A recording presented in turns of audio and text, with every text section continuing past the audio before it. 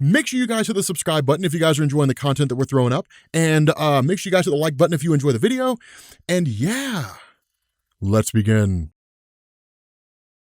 Okay, so continuing on with the Immortal Hulk, man, here is the thing. I've been reading the Incredible Hulk for years, right? Like even before Greg Pak's run, like I've been reading the Incredible Hulk for years, and for the most part, the stories always just kind of seem to be rehashed. That's why Greg Pak's run was so cool. Like Greg Pak's run basically did things that we hadn't seen before. Like you had Bill Mantlo, you had Peter David. It was like, okay, the psychological torment of Bruce Banner's father on Bruce himself, and the reason why we have the Hulk and all that kind of stuff. And then for something like 20 years, it was basically just sort of like fill-in stories, right? Like the Incredible Hulk smashing things now, and so on. And then Greg Pak's run brings in like Planet Hulk and World War Hulk and, World War Hulk After Smash and all that kind of stuff. You get like these really, really cool stories. And then like Al Ewing comes along and turns the entire thing on its head, because the way this ends is nuts. It's one of the coolest things ever. I don't really even think most of you guys know who it is that shows up at the end. And it kind of makes sense because he's only ever really appeared like once. But what this does is it initially kind of picks up with like Rick Jones, right? Because that's one of the things that really kind of came in with the stories that we saw, was that Rick Jones's body was taken and Betty Ross was shot in the head, right? And it was really a way for like Al Ewing to kind of thin the herd, so to speak, of like the Incredible Hulk mythos, or at least that seemed to be the case. But what it does is it kind of switches over to Jackie McGee. Now remember, Jackie McGee is the reporter that we've seen over the course of Al Ewing's run on the Immortal Hulk. So it works in terms of her just kind of being here, and really ever since the events of like the Incredible Hulk in Hell, which she was part of, she's like, okay, I kind of need to like sit back and just not be a part of anything right now, because what I've seen was crazy. And so I need to kind of regain my bearings, get back to a state of normalcy and try to figure it out. And her boss is like, but like, no, you're not either. Cause like, we need you to go, we need you to go figure out what's going on with the fact that a giant hole was smashed in the house of Betty Ross, and like something's going on here, right? So it's basically like, get back into the Incredible Hulk investigation and that kind of stuff, which is kind of wild. And so from here, you end up picking up with Bruce Banner and with Doc Samson. Now, Doc Samson is a character that we haven't really talked about much before, and in all honesty, there's not really been a reason to. I mean, Leonard Samson's okay, but basically he's infected with gamma radiation, but he never really turns into a tried and true Hulk, right? Like the green skin and all that kind of stuff. Instead, his hair just turns green whenever he taps into his super strength. Now, he's not infinitely strong, right? Like there is a finite level to his strength, but in reality, he's always kind of been more of an outlier in the Hulk family than anything else, right? I've always kind of considered him to be that way. It's one of these things where he's a guy that Bruce usually always goes to whenever he needs help, right? I mean, it was Doc Samson who was working with Bruce Banner when we got Professor Hulk, when we ended up getting Grey Hulk merging with Savage Hulk and then creating like a whole new personality. Doc Samson's usually always been kind of like the psychologist behind what's going on with Bruce, but he also works with him outside of that stuff too. So it's kind of cool for what it is, but again, he's just sort of here, and Bruce essentially says, hey, look, there's things going on here, but my memory is in little blocks. I can't really fit in all the pieces. We need the Incredible Hulk to do the rest. Now, this is one of the things that Al Ewing has really kind of touched on when it's come to the Incredible Hulk, and really kind of established that wasn't really there before. Whenever it came to the Incredible Hulk, he would just manifest. There have been times over the years when Bruce Banner and the Incredible Hulk have kind of worked together, and Bruce can bring the Hulk out and say, hey man, we need you, buddy, and the Hulk will be like, okay, and then he'll pop up and do his thing. But more often than not, they've been conflicting personalities, and when that happens, basically Bruce doesn't really remember anything the Incredible Hulk does. Again, there have been instances where he does, but it's not normally part of the mythos. But one of the things that Al Ewing has really kind of established here is an almost werewolf kind of situation where the Incredible Hulk comes out at night and Bruce Banner comes out during the day. It's kind of a cool thing. Now, Al Ewing does not dismiss the notion of the Incredible Hulk popping up when he needs to, but one of the things that he focuses on is that if Bruce Banner's in the presence of like UV rays of sunlight, then the Incredible Hulk's not going to be able to pop up. It's kind of cool. The fact remains, the Incredible Hulk's able to kind of fill in the missing pieces, and so when him and Doc Samson break into the shadow-based facility that Bruce Banner was previously held at, this in turn leads to like all these gamma irradiated animals, right? And this is kind of cool because what this does, if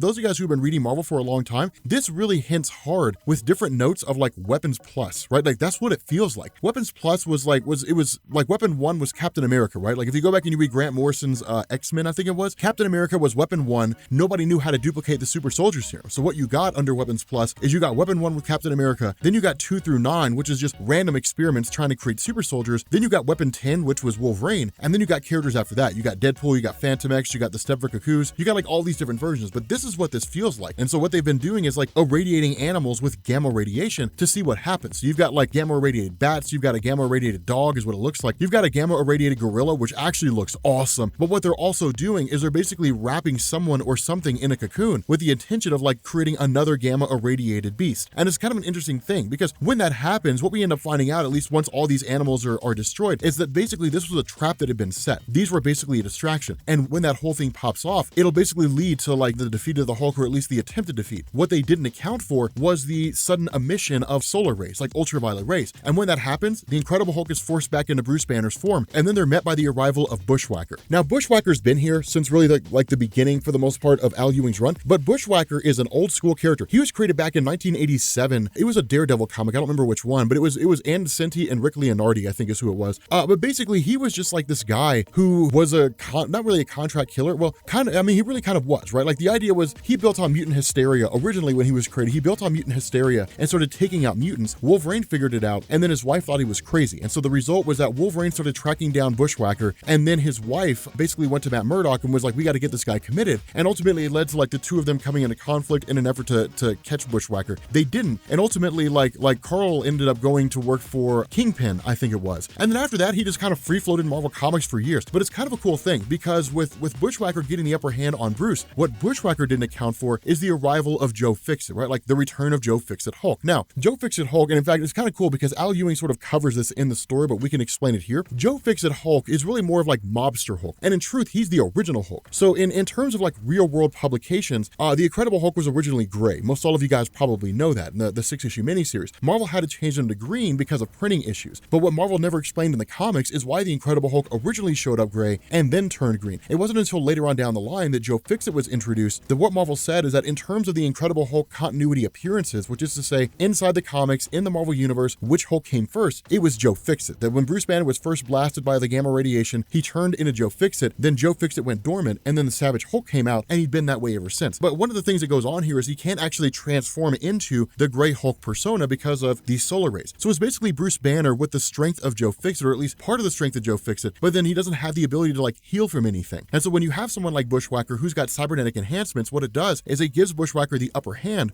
over Bruce Banner himself. And so when that happens, Joe Fixit has to basically rely on like ingenuity and intelligence in order to be able to pull it off. And that's kind of the cool thing because with these enhancements, again, Bushwhacker does stuff like make his hand into like a gun, different things like that. But when he goes through, he basically manages to like hack the lighting system. And when that happens, he starts sorting through all these different wavelengths, ultimately reaching gamma radiation. And when that happens, like it just starts like because it's so much gamma radiation at one time, it kind of overwhelms his body. He turns into like this giant, crazy looking Hulk form and then like smashes Bushwhacker.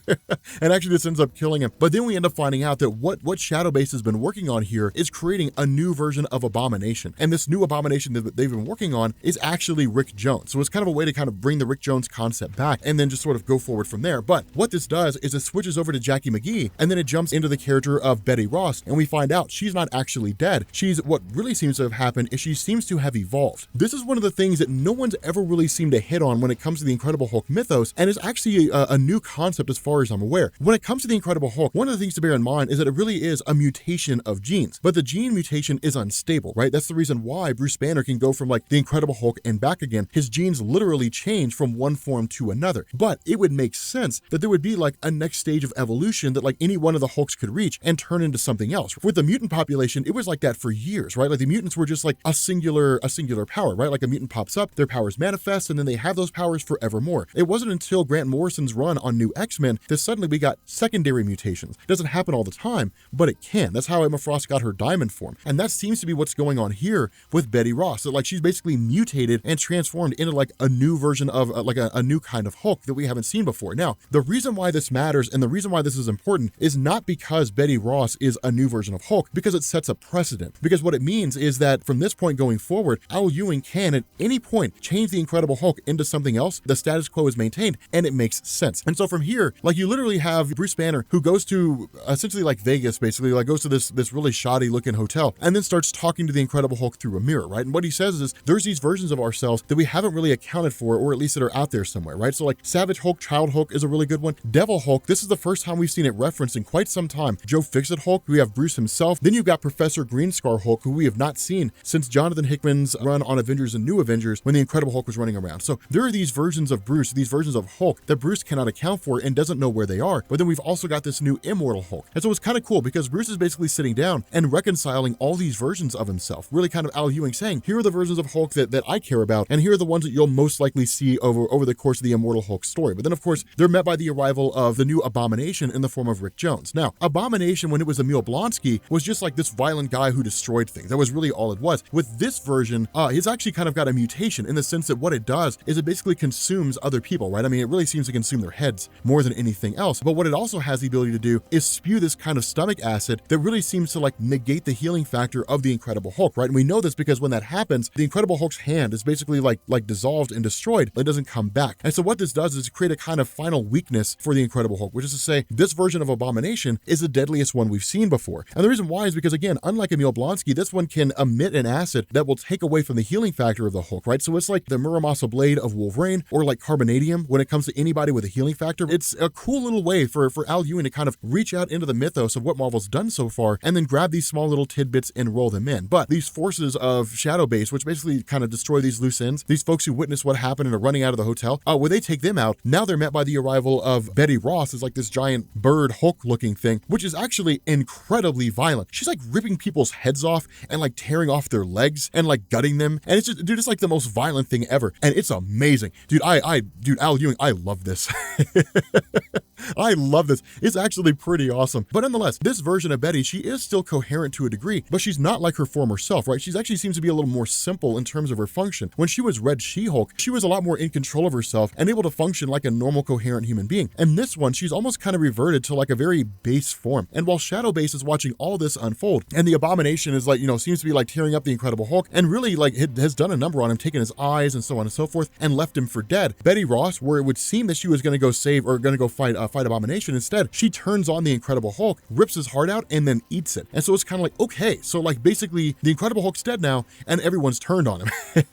And so what this does is it switches to Bruce Banner being sent back to hell, right? Like being sent back to the realm of the One Below All, where again, he basically meets with the One Below All in the form of his father. But then we get this sort of information drop that we didn't have before, that Al Ewing is really, again, kind of interjecting and changing things up. So when it came to gamma radiation in Marvel Comics for years, it was just one of the various forms of light wavelengths, right? Like that was really it. It was just an energy that was out there. You could blast somebody with gamma radiation or whatever, but it was basically just a form of a form of light ray. What's established here by Al Ewing is what he says is that in this instance, that's not all of it. Like it is a light ray, that's true, but it's also like the other half of it is also like energy that basically is emitted from like the realm of the One Below All. Bruce Banner exists partly because the One Below All allowed him to, right? Like the One Below All was always looking for a way to kind of escape his realm and enter into like the main Marvel universe, essentially like being Satan more or less, right? Like Satan's desire to escape hell and then show up in Earth and wreak havoc among, all kinds of crazy stuff. That kind of seems to be the case here. And it's cool because what it says is that like Bruce Banner, like you are essentially part and parcel to the realm of hell. This is where you belong. By virtue of everything that's happened, the energy you need to become the Incredible Hulk is here. What triggers it is the gamma radiation light that exists out there in the main Marvel universe. The Incredible Hulk couldn't exist if the One Below All didn't exist. It's kind of a crazy thing because the response of Bruce is like, there's no way that's true. That can't be the case. But the response of the One Below All is, no, but it is though. Like it's an absolute truth. But here's the issue. And this is why I like what it is that Al Ewing does. We don't know if he's telling the truth. We don't know if he's being honest. Like you could kind of assume he is, but there's no reason to believe he is, right? Because of the One Below All is kind of like this prime version of evil, right? Like this absolute evil in which all other forms of evil stem from, all other demons and things like that, like Mephisto and so on and so forth. If all that's the case, then like there's no reason to believe that it would be telling the truth if being deceptive and being duplicitous would basically lead to his goals being achieved. So again, it's a cool little moment here because in the middle of all this, what suddenly happens is Bruce Banner wakes back up again, right? Like he pops back up, the Incredible Hulk manifests again and starts tearing into Abomination and actually seems to rip him apart pretty easy, right? The fight's over like that. I mean, it's over in the blink of an eye. And so from there, like, of course, Jackie McGee shows up and she's like, what in the heck's going on? Like, I thought you were dead. And it's kind of a cool explanation here. What Al Ewing says is that the Incredible Hulk having his heart ripped out jump-started his healing factor because remember, the Incredible Hulk exists as self-preservation. That's the most important charter of the Incredible Hulk. That's why it is in the comics, whenever Bruce Banner was like fatally wounded and the Incredible Hulk popping up would save him, that's exactly what would happen. The Hulk exists to save himself. And the only way the Hulk can really exist is if Bruce Banner's physical form exists, right? There have been a few instances where that's not been the case, where they've been separated from each other, but that's not the status quo. That's not the norm. They always end up merging back into a singular being again. The only other exception to that is during the Doc Green run, I think it was, when Dr. Doom created a new host body and basically put Banner in this new body, and then the Incredible Hulk went forward in Banner's body and then just kind of stayed that way, right? So you had like Bruce Banner walking around, then you had the Incredible Hulk walking around, and then they eventually, merged back into a singular being again. But again, it's kind of cool here. I mean, literally, the Incredible Hulk just like rips open what's basically this shell surrounding Rick Jones, and then you have Rick Jones' physical form back again. So it seems to have kind of been a way for Al Ewing to bring back Rick Jones, right? Because he'd been dead, more or less. It seems to have been a way for him to bring him back by saying, hey, look, Rick Jones was physically dead. He was in the ground. That was the end of it. And then you have his body taken by the Shadow Base Initiative, by the Hulk Initiative. They cover him in this basically like a shell that essentially is the new Abomination. Abomination, and then once that shell is ripped off and that version of Abomination is destroyed, all you have left is Rick Jones's body. And so it's kind of a cool thing because we don't know if Rick Jones is actually going to come back or if he's just going to be left to be buried and that's going to be the end of it. But it is kind of a cool little moment, a small little thing for his character. We don't really know where things go from here. And so what ends up happening is that in the midst of all this, you basically have like Bruce Banner, who seems to have kind of been whisked away. We don't know exactly when this takes place. All we know is he's essentially kind of yanked away into this dark void surrounded by a few stars. He's hanging out with like Mr. Immortal, which is really weird. And then like this kind of,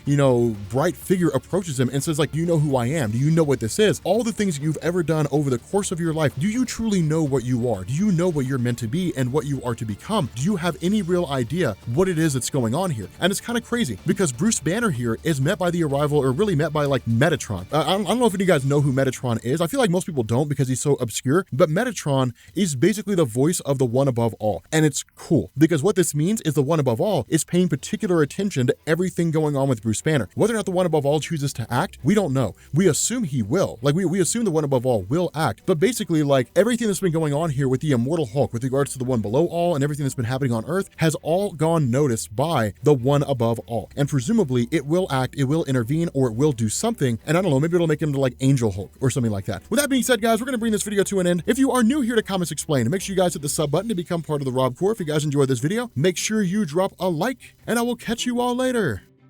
Peace.